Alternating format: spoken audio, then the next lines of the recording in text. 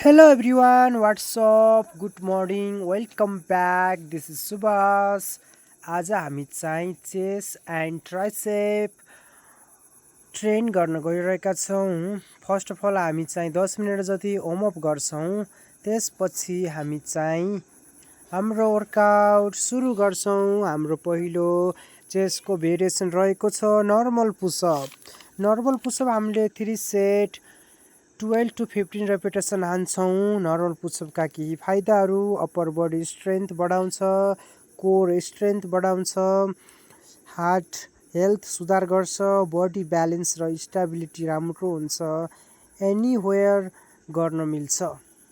चेसको पहिलो भेरिएसन सकिसकेपछि अब हामी केही मिनेट रेस्ट गरेर सेकेन्ड भेरिएसनमा जान्छौँ, wide pushup. Wide pushup 3 set 12 to 15 repetition हान्छौँ।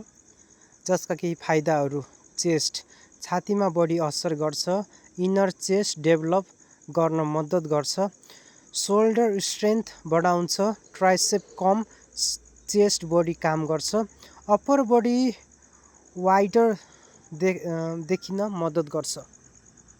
चेसको second variation सकिसकेपछि अब हामी थर्ड भेरिएसनमा जान्छौँ, इन्क्लाइन्ड पुसअप, जसमा हामीले 3 सेट 12 to 15 रेपिटेसन हान्छौँ।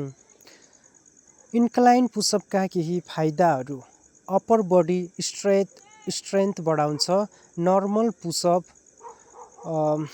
तिर प्रोग्रेस गर्न मद्दत गर्छ, लोअर चेस्टमा फोकस हुन्छ, प्रोपर फर्म सिक्न सजिलो हुन्छ। चेसको थर्ड भेरिएसन सकिसकेपछि अब हामी फोर्थ भेरिएसनमा जान्छौँ, डिक्लाइन पुसअप, जसमा हामीले 3 सेट 12 to 15 रेपिटेसन हान्छौँ।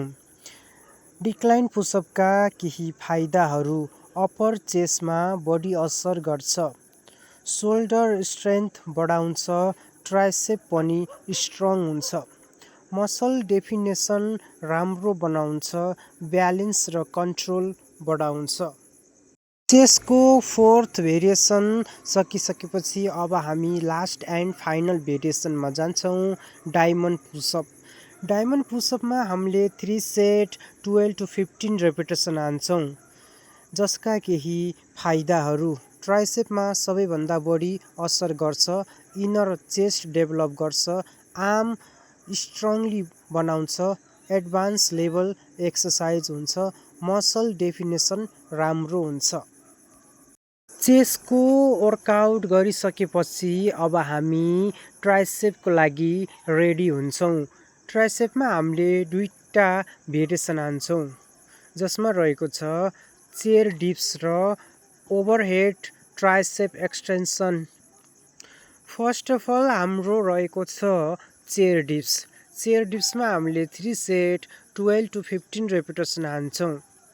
जसका केही फाइदाहरू: ट्राइसेप स्ट्रङ बनाउँछ, चेस्टमा पनि असर गर्छ, सोल्डर स्ट्रेन्थ बढाउँछ, बडी वेट एक्सर्साइज पनि हुन्छ।